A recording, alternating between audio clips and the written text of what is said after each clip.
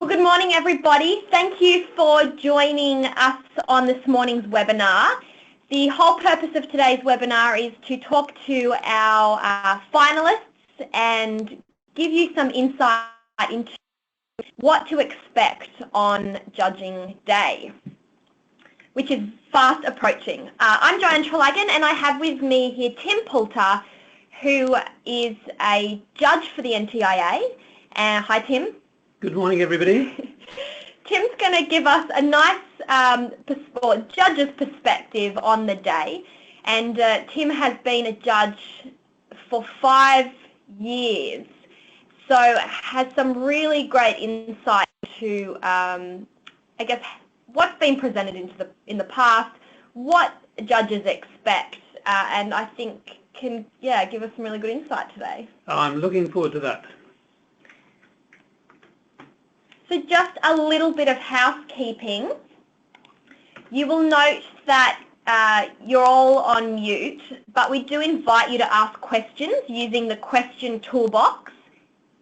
We will be recording this so that we can put it on the AFTA website. There's a couple of finalists that couldn't make the webinar this morning, so they'll be able to jump on in their own time and re-watch it. And if you do have any questions throughout, please just take a note, write it down, and we'll come and address it at the end. Or if you'd like to give a personal phone call to the office to discuss absolutely anything, myself, Belinda, or Karina are more than happy to take your questions. We want you to feel as comfortable and as prepared as possible. So like I said, our sincerest congratulations to everybody that made it through to the finalist stage this year. We had a record number of nominees and a record number of votes. So NTIA is truly getting bigger and bigger every year. I just want to do a special thank you to all our sponsors. NTIA could not be delivered without the support of all these brands. And we've got some really nice surprise and delights from many of our sponsors that will be shared on the gala dinner evening. So every year our sponsors put their heads together and think of really exciting ways that they can reward and celebrate finalists. So our sincere thanks to these guys. Just a little bit about the awards and the gala dinner. Please put this date in the diary. It is Saturday the 22nd of July. We are really excited because this year we're at the brand new International Convention Centre. We are in the ballroom, the grand ballroom on level 5, and I'm sure everybody will be very pleased to hear that between every table there'll be at least 6 metres between tables. Sorry, 2.6 metres between tables, and that's with chairs open. So there'll be lots of leg room and lots of opportunities for you to move around and network with other guests. This year we have 150 tables of 10 guests each, so we've got a capacity of up to 1,500. And we are selling out fast, so if you do want tickets, please make sure you contact the office.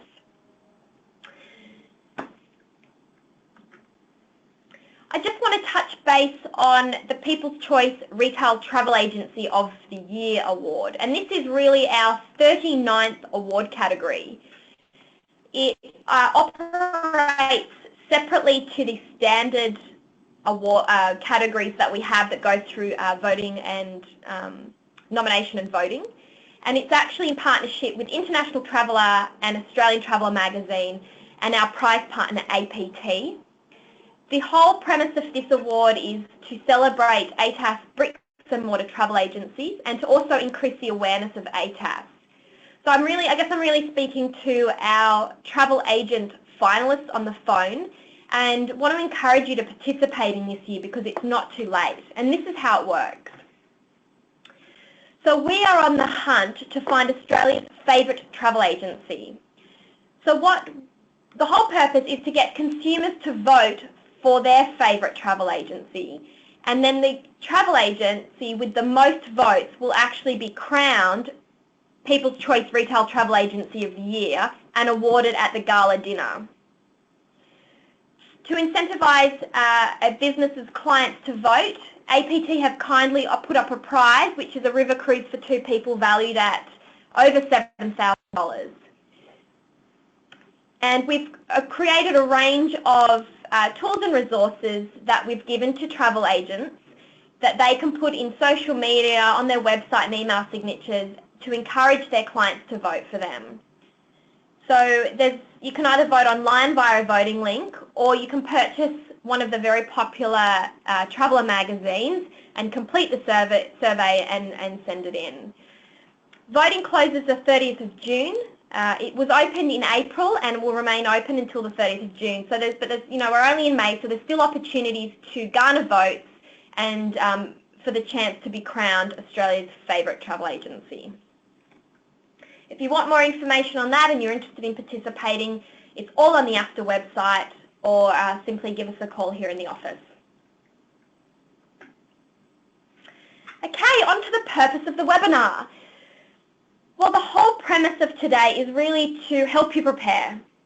We don't think we'll take up more than half an hour of your time, because we want it to be quite a purposeful half an hour where we talk about the key things that the judges will be looking for, and to give you some tips into how to interpret the criteria. And we also want you to know that the judging process is fair and ethical, and very strict in the way that we do it.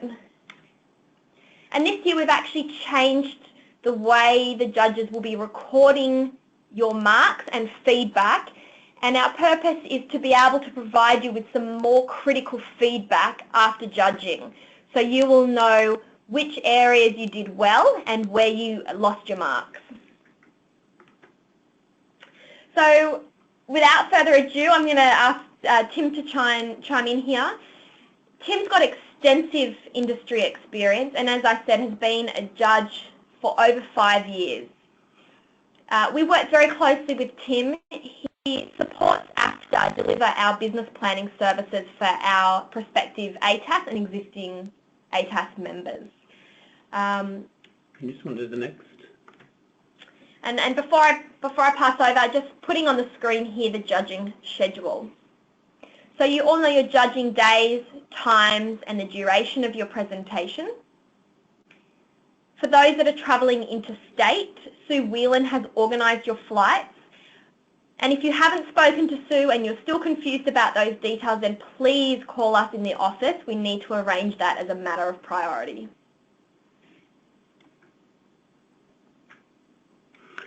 Okay. So I do understand that when you're going to come and sit in front of 3 people that are staring at you, it can be very nervy and worrying. But just from our point of view, the first thing is Joe said I've been doing this for about 5 years. For me, judging this is an absolute privilege. We get to listen to people who are the best of the best in this industry, and every year I walk away thinking, golly, you know, this industry has got some seriously talented people doing some seriously good things. So we're here waiting to hear what you've got to say to sell yourself in, you know, whichever category you're in. Yes, of course, it's a bit nervy, but please, we just want to get and hear the best of you from you.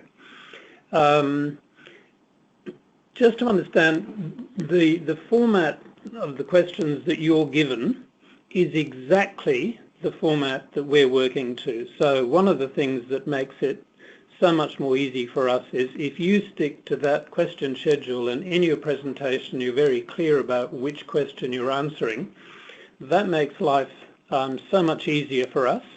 One of the things that's really hard is if someone doesn't really answer a question properly, moves on to another question, but then gives a chunk of the answer to the previous question in the question they're now answering.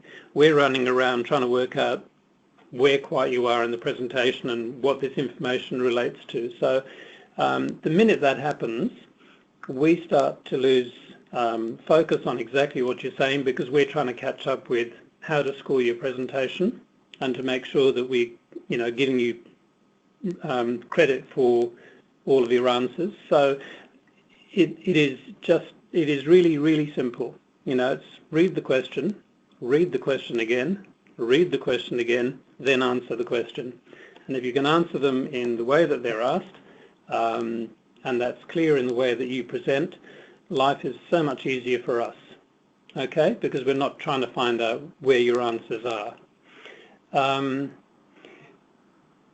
Do understand that the way the system works is that we judge in a morning. We'll be judging a particular category, and we could have up to 5 finalists in that category, and the judging is done there and then on the day.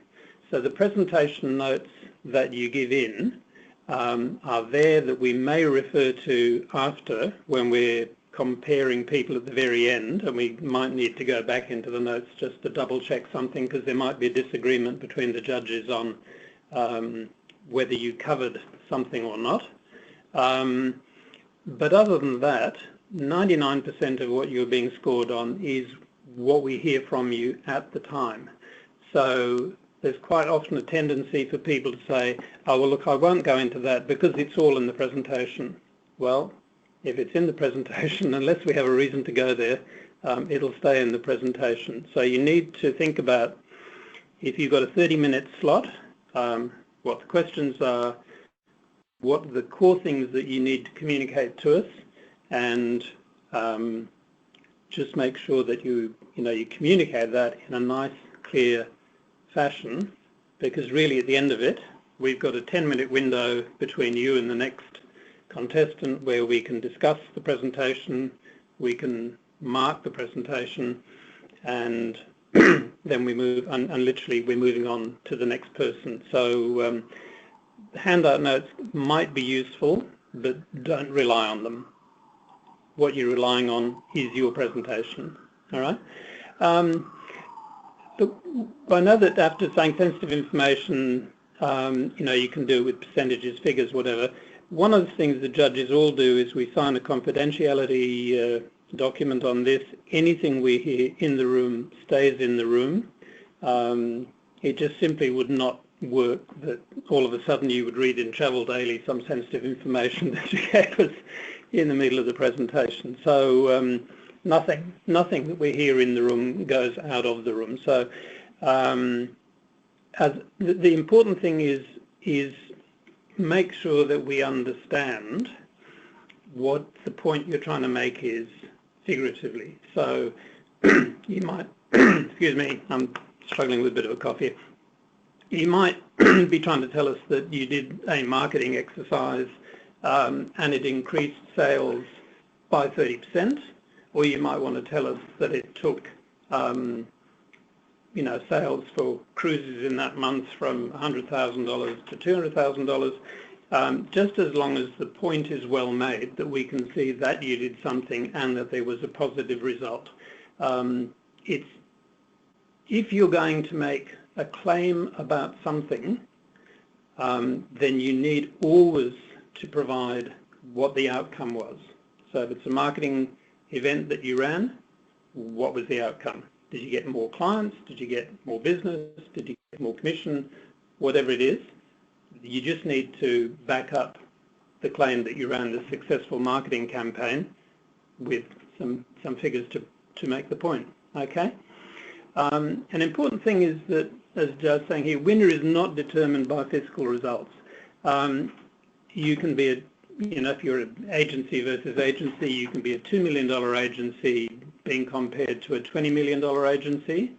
What we're interested in is the thought process that you bring to your business, the actions that you take, the things that you do, and there's absolutely no reason why a smaller agency cannot win their category compared to a bigger agency. I just made the point a couple of years ago, Traveller's Choice won the best major group. Well, they were up against Hello World, they're up against Flight Centre, they're up against everybody else. If it was on fiscal results, they would have come third.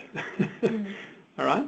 But it wasn't. It was to do with what they were doing with their business, how they were looking at their business, how they were growing their business, what they were doing with their agents, all of those sorts of things. And on the day, in the judge's opinion, they were doing more and better things than the big guys, so they won. And the last thing I've said, you know, it is always nervy, what have you. It is well worth just practicing, just to ensure you cover stuff in the time available, but also practice in front of, you know, take it home and make your husband or wife or someone or your brother listen to you, because doing it in front of, doing the presentation in front of someone before you come and present in front of us just makes you more comfortable with the presentation and the structure of the presentation. The worst thing you can do in any public speaking, and this is just another form of public speaking, is if you stand up and you're not prepared, you'll get mind blanks. You'll lose your place in what you're doing, and then the whole thing goes to custard. So you just need to be comfortable with what you're doing and comfortable with how you're doing it, and then you'll present really well to us. And go back to my first comment. Look, this is, and I know talking to all of the judges over the years, for all of us it's an absolute privilege. So we just want to hear you do the best job selling yourself and what you're doing and what your business is doing. And we'd love every one of you to be the winner. So it's, I mean, sometimes it's extremely hard separating between the number of finalists. I've been in categories where we've had 5 finalists, and the honest truth is the gap between the 5th and the 1st was so narrow, just because we had 5 stunningly good presenters, and you really felt bad that you had to choose one, because it meant you weren't choosing the other 4. So we just really want you to come in, be ready, follow the questions, and have fun. This is a great day for you to come in and brag about who you are, what you do, you know, whether it's you as a consultant, whether it's you as a business. Just come in and tell us how good you are and why we should make you the winner, and enjoy it. It's, look, the more you're enjoying it and the more you're ripping out there, the more fun we're having. So, you know, I look forward to seeing the guys that I'm judging along the line, but if, you know, please, if anybody's got any questions, just write them up and send them through and we can answer them after. But it's really very simple. It's just know what you're talking about, practice it, deliver it, and have fun. That's good. Good advice. And I certainly know from greeting many people over the years that everyone's nervous, but when they come out of their judging slot, there's this air of excitement and relief, and they go, oh, the judges weren't that scary. So they're not there to be scary and harsh. They're there to learn from you. And I think when you look at your criteria and read the question, there's a lot of why in there. So it's one thing to answer the question, but don't forget to answer that why. Why is the business doing this? Because answering that provides the detail and the meat that the judges are looking for that will set you apart from others. Yeah, that and backing it up with the outcomes. You know, if someone says they ran a really fantastic marketing campaign or they've run a really good business, well, that's a statement. If they say they've run this wonderful business because they doubled sales, increased profit, blah, blah, blah, then there's some substance to the claim. And maybe even conversely, Tim, if they haven't gone so well, learning from it and explaining what they learned. Absolutely. There's not everything has to be, that's a very good point, not everything has to be brilliant. If you can have done something, you know, we all make choices running businesses, and at the end of the day, you know, a business has to make decisions. You can't sit on the fence all day long, so you get all the information that you can and you make a decision that this is what you're going to do. And we all of us, me very much included, have made some interesting decisions, can I put it that way, that I would prefer not to have made. But the big trick is to look at them and say, well, where did we get it wrong? What did we learn from it? If what would that have been? What could we have done differently, or why? What could we have done completely differently? Why could we have not done something entirely different to this decision? So I mean, that's all very important learning curve stuff. So we'll just move on. Okay, scoring. Feel free to jump in. We just wanted to help you understand how you will be scored. So there's two different ways you'll be scored. One is based on the criteria, and one is based on the delivery or the way that you present. So this year, as I mentioned earlier, our aim is to be able to provide you with some more critical and detailed feedback. So we've established a rubric scoring matrix, which we've done considerable research into which is the best marking format for our type of presentations and system. To be able to score maximum results, you need to be able to answer all of the questions. And I want to stress that all questions are weighted evenly. The judges often feed back to me that if there's 10 questions, the finalists spent way too long on question 1 and 2, which meant that they had to rush through the other 8. So make sure you address the question, but if the question is very simple, such as give us an overview of your business, provide that in detail, but don't spend 15 minutes of your 20 minutes on that. Make sure you address the question, but give due consideration to every question, knowing that they are all judged equally. Can I just pop in there? That's a very good point. If you've got a 30-minute presentation and there's 10 questions, then you can say, well, I've got 3 minutes per question. Well, if the first question requires a minute to answer, just spend the minute. Answer the question, spend the minute, and save the time for questions that need more information, more depth. Because we haven't got a stop clock there thinking, well, they've wasted 2 minutes, so they could have answered that question better. We're happy that you've moved on. Because you've answered the question, we're fine, we've ticked that box, that's all good. And I think our hot tip for you is, when you answered the question, did you demonstrate full knowledge of the question and address all the elements successfully?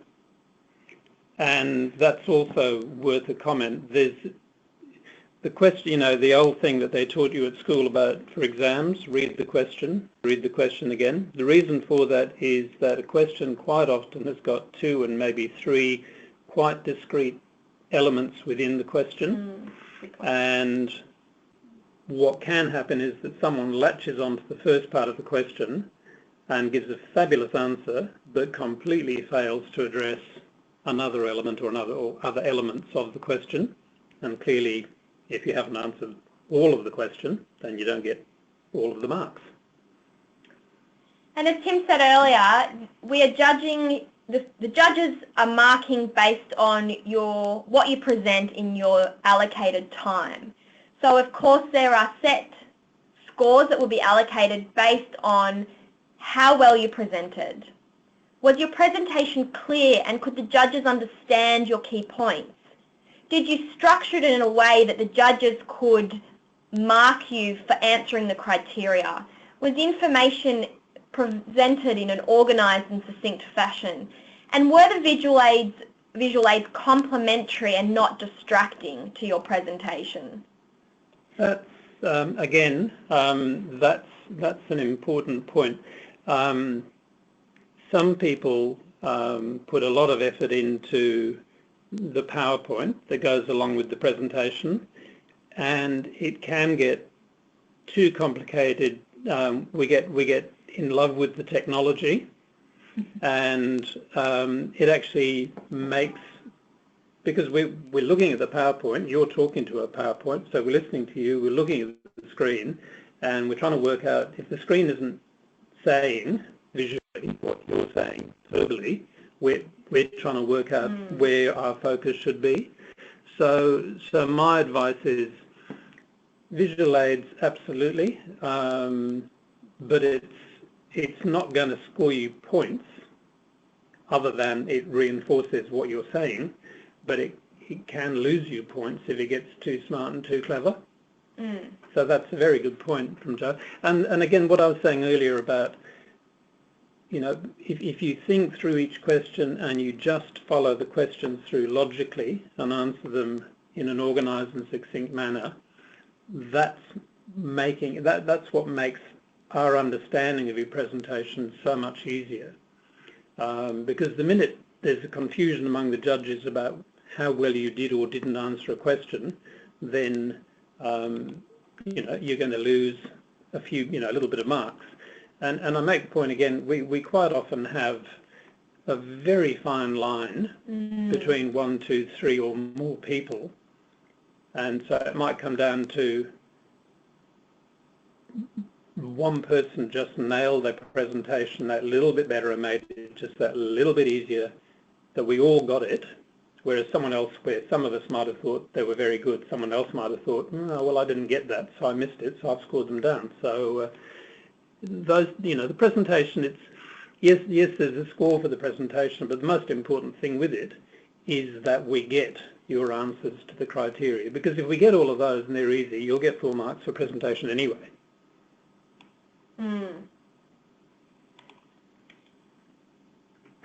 Okay, we're just going to give a bit of a summary of our top tips. Yeah, look, we did this. Read the question, read the question, read the question, answer the question. Stick with the order so that the judges always know. So it's in your, you know, absolutely nothing wrong with saying question 1 asks this and answer that, and then when you've been through question 1, say, okay, let's move to question 2. It asks this, here's my answer. So we can see exactly how you're going through the various questions. Stress again that handouts are not necessarily referred to if we don't need to. They're there as a backup if there's some disagreement afterwards between the judges on whether a point was or wasn't made, and we might refer to the documentation and say, look, it's there, so it was made. Time, obviously, is fairly strict. We've got a very busy schedule, so we'll tell you, I mean, those of you that have done this before know, but what we do is we'll do 2 things. If you're taking too long over the first 2 or 3 questions, you know, if you're in one of my groups, I'll most certainly tell you that you've used up half your time answering 3 questions, you've got 7 to go. So you better get yourself moving. We'll give you a 5-minute bell if needs be. If you're obviously in time and it's all running to schedule, then we'll just let you finish naturally. We generally will try and ask questions at the end. On occasions, for clarity, we might ask a question in the middle of your presentation, and generally it will be a fairly simple question. You just said something, can you give me an example? Or you said something, can I just understand this is that your sales went up based on your whatever. So it'll be it's not there to go and try and throw you off your presentation. Generally requires a fairly quick answer, but by and large we'll try not to answer questions as we go, because we want, you know, you've obviously spent time practicing, hopefully. So we don't want to mess up your presentation. And at the end, questions, if we don't ask questions, don't panic when you go out the room. I mean, we're asking questions just because we're looking for a bit of confirmation about something, or for you to expand a little bit on something within the presentation, just so that we get what you're saying better. But if we all look at you and smile and say, no, that's just fine, it means that you've presented what you needed to present, we've got it, and thank you very much. But don't think they didn't ask me a question, they didn't like me. No.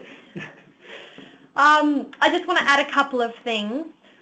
Firstly, if you'd like to know who the judges are this year, the full list of judges and their bio is on the AFTA website under the Travel Industry Award pages, so you can jump on and read the judges. You won't know who your judges are until the day, but what we've done is sought to allocate judges to categories where there's no conflict of interest. Specifically on that, if you're a tour operator or a wholesaler and you're a finalist in both the domestic and international categories, I'd like you to know that the judges you have for each of those categories will be different. So for example, if in the morning you're doing best tour operator domestic and then in the afternoon best tour operator international, you will have different judges, because we appreciate that your business practices are similar for what you do domestically and internationally, and much of your presentation may actually overlap. I also want to say for those that are doing best travel agent technology innovation, where you had to provide a 1,000-word submission, those submissions were marked by an independent adjudicator. So when you come to do your presentation in front of the judging panel, don't assume any knowledge. Don't assume that they've read your submission, because they haven't. That was judged separately, and now you're coming to present to a different set of judges. I just wanted to clarify that so that you don't miss out on answering any of the questions or providing any of the details because you've assumed they've read your submission. They haven't. It was a different judge. Tim, let's just quickly touch base on the number of people that you can have present. Look, obviously in most instances there's a single presenter. When you get up into the corporate world, whether it's corporate travel or the Flight Centre, Hello World, whatever things, too often contestants or finalists come in with a number of people. And from a judging point of view, my strong preference always is, can we just have one person in the room, single presenter, simply because you just don't get all the interruptions and you don't get the flow of the presentation works. If you're going to have two, and there's no reason why you shouldn't have two in the room, and if that's what you want to do, you're absolutely entitled to do that. But you do need to make sure that the flow of the presentation is absolutely as smooth can be, because very often what happens is that someone presents so much and then says, okay, I'm now going to hand over to Joe, who's going to present on whatever, and then someone sits down, Joe stands up, and Joe feels the need to reintroduce herself, and I'm here to talk about whatever, well, we already knew that, and the whole flow is gone. And it breaks the quality of the presentation down. And so, you know, you can have as many people in the room as you like. It's your presentation. Two, you can have maximum of two. All right. We used to have more than that sometimes. Yeah, in past years we have had three, but this year we've made a strict decision to have no more than two. No more than two. Yeah. Well, there you go. But it's... I know all of the judges, you know, that have done this for a number of years, all are of the same thought as I, and that is that one really works, two just risks breaking the flow. And remember, this is a competitive process. You're presenting against other people in the same category, and if you lose the flow, and that impacts on the way that we get your data, it's going to cost you votes, cost you marks, and might cost you winning your category. So my strong advice, personal advice, is do one. But, you know, again, if you're very welcome to have two, but practice and make sure that the whole thing just flows beautifully. And I think that's a good tip, to practice and ensure it flows. Because I want to give you an example. Last year, Trafalgar actually had two people present in theirs, but they were in sync and answered all the questions in the order that they were asked and provided good detail, that they actually won their category. So you're not disadvantaged if you have, like, you won't be marked down if you have two. No, absolutely not. But I would definitely heed Tim's advice that if you choose to have a second person, make sure you're both very clear on what parts of the presentation you're going to deliver and your objectives are the same, so that you're not contradicting one another, you're not repeating information that's already been provided, and you're actually appropriately answering all of the questions in the criteria. Yeah, that's the reason I don't like more than one is just simply because of the risk to you of losing flow and the presentation just becoming not as good. But as Joe said, I mean, we've certainly had more than one in the room before where the presentation's been fine. It's just, my thinking is, you just take a risk that you don't get it right on the day. I think it's good advice. Yeah. Okay, so where will judging take place this year? We are at the brand new venue and of Qantas headquarters, and we must say a huge thanks to our major sponsor for opening up their campus. They're really thrilled to have all finalists at their Burke Street headquarters. They feel that it would be a great opportunity to show off their campus, which is really fantastic. So if you haven't been there, I'm sure you'll be really thrilled with the opportunity to see the venue and be absorbed amongst the Qantas culture. When you come to the office, just come through the main building entrance and you'll actually be greeted by a Qantas staff member who will already have your name and be able to mark you off. However, we do ask that you bring photo ID in order to access the campus. That was one of the reasons we asked you to send through some photo ID to us when you accepted your finalist status, and that's merely to provide a backup should you forget your ID, because otherwise you won't be allowed on campus. So bring your photo ID, come through the main building entrance, you'll be greeted by Qantas staff. Myself and another AFTA member will also be there to help calm the nerves and answer any questions that you have. Depending on how you're going to get there, I must say catching the train and getting off at Mascot is the easiest way to get there. It's clearly marked and it seriously takes no more than 2 to 3 minutes to walk up. We do ask you to arrive at least 15 to 20 minutes before your presentation. That just gives you time to compose yourself, go to the bathroom, get a drink. We'll also, when you arrive, we'll take your USB stick off you and we'll load that into the computer so that that's one less thing that you have to worry about. Everyone should have their NTIA USB. If there were two presenters for a category and we were told about it and you haven't got it, ask your other presenter, because we did send it to one of you. And there's been a couple of other people that I've spoken to about their USB. Just so you know, there's actually 2 groups running simultaneously. There's judging in one room and judging going on in another room. We have about 10 different categories being judged across a day for each group. So that's a lot.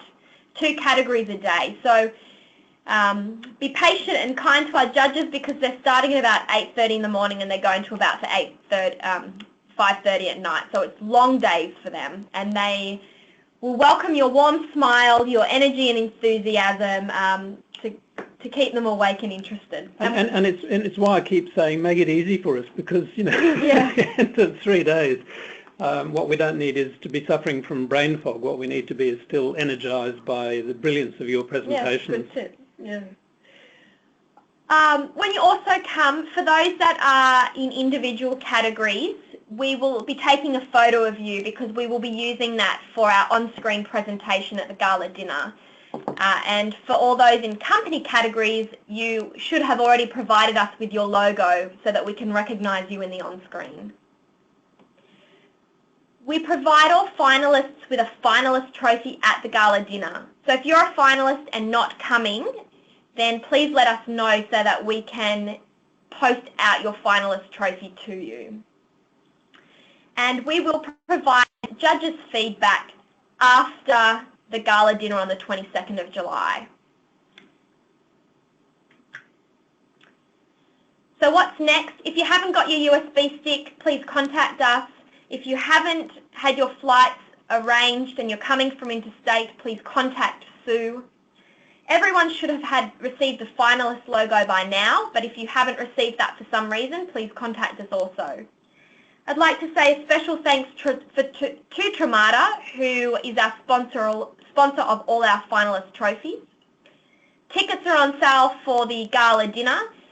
It's $220 inclusive of GST per ticket. I know many finalists are actually invited by suppliers or other travel agent groups, but all finalists need to buy their own ticket if they're not a guest of somebody else. So please get in fast because they're on sale now and selling quickly. Another really important element is if you have booked a table, is to make sure you provide us with the full names of your guests as well as dietary requirements. We don't want to have to be chasing you. We're just going to open the floor up to some questions if anybody has any questions about what to expect, about the entrant criteria or anything about the gala dinner. So far away. I will just answer this one question from Ben. Ben's just asked whether the judges reference any of their knowledge from previous year's presentations to influence this year. And I will just say that no, Ben, they won't. And in most cases, it'll be a different judge to previous years.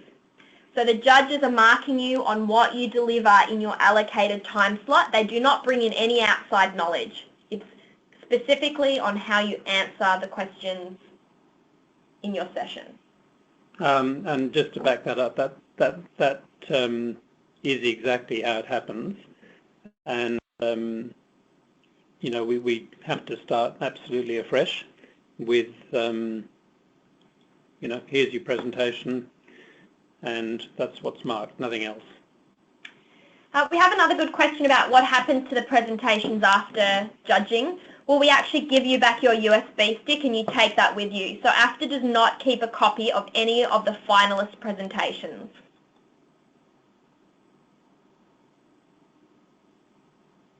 We have a question here just about how many judges. There will be 3 judges in each of the different judging groups. So every day there's 6 judges all up, divided across the 2. I just made that confusing, didn't I? You'll be in front of 3 judges. Yeah. Three per session. There you go. That's good. Thank you. I've got a question here. Do the judges require graphs to be presented on screen in order to demonstrate sales productivity or anything like that? Look, graphs are terrific. Just make sure that the graph is very clear. The point I was making before about visual aids is that if they're made too clever, then sometimes you lose the point of what it is you're trying to demonstrate. So absolutely, if you're talking about revenue changes year on year over a couple of years or results from campaigns or those sorts of things, absolutely graphs are good, but the presentation's yours. So as long as we get what your answer is, then you know how you use the visual aids is entirely up to you. And on that, we had a question about, are videos allowed? Yes, videos are allowed, but of course make sure you explain why it's being showed and what relevance it has to your presentation. Absolutely.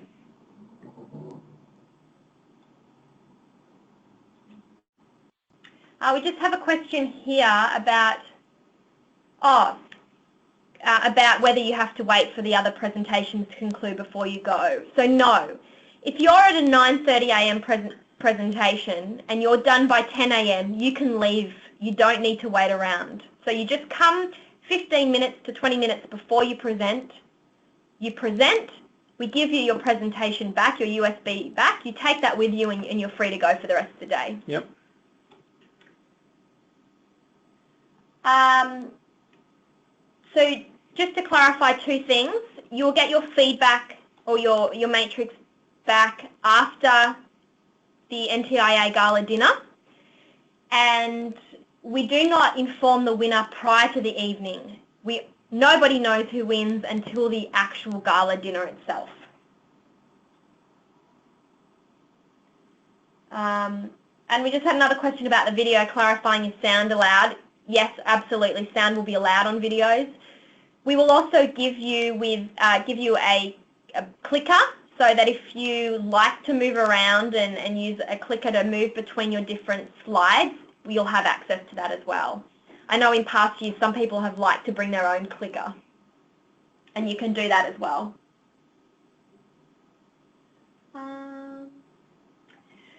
With regards to handouts, are handouts the same as your presentation on screen?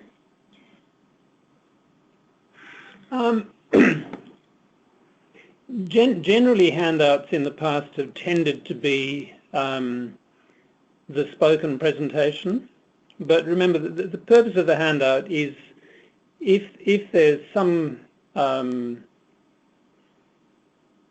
not confusion is the wrong word, but if some judges feel that a particular answer was, so go back one step. What we do at the end of each presentation is we just compare our marks, and if there's a discrepancy between, say, my mark for a part, one answer, and Joe's mark, then we've just got to stop and go back and say, why did you mark it high, or why did you knock marks off? And if Joe says, well, I didn't feel that they answered this part of it, and I say, well, I thought they covered it, then we might go back into the presentation so we can have a look and say, look, that's, it was covered or wasn't covered that well.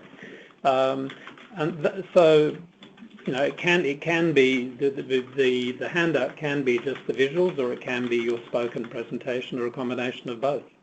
But that's really why it's used, is if there's a discrepancy between the judges on a particular question.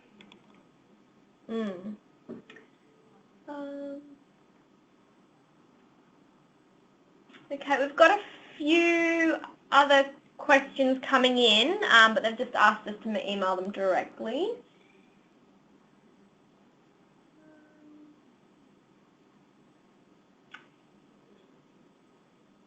Any other questions anybody wants to answer? I'm just going to flick to a new slide.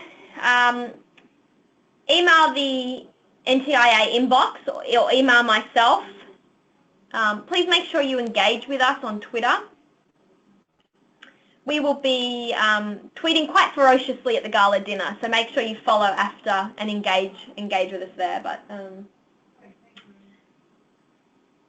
Is Donald Trump going to be a part of the Twitter conversation at the dinner? Probably. Have you invited him? the only VIP guest not coming. He's the one not coming. All right. Well, it's possibly a good thing. I thought he owned the Twitterverse. We hope to outshine any Donald Trump hashtags, I think, without NTIA. All right, another question, so we might leave it there, but please, just pick up the phone. I've been taking a lot of calls from finalists asking questions, and I am more than happy to answer anything that you want. So thank you for joining us today. Thank you for being engaged, and Tim, thank you for your input. I hope that all you finalists found it valuable. Look, my absolute pleasure, and again, I just say it's a privilege for we guys to hear what all the finalists have got to say about themselves and their businesses, and so bear that in mind when you come and talk to us, because for us it's it's not a labour or a chore. It's actually something we do with a lot of pleasure. So we're nice people. Really, we are. All right. Thank you, everybody. Thanks now. Goodbye.